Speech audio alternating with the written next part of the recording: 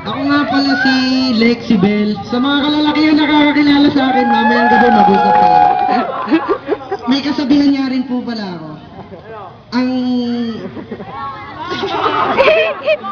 Pangit man ako sa inyong paningin, okay lang yan, ganon din sa salamin namin.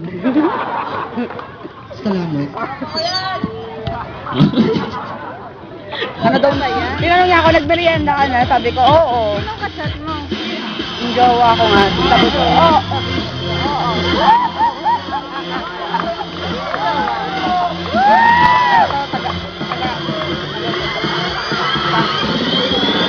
I'm a matofado gentleman.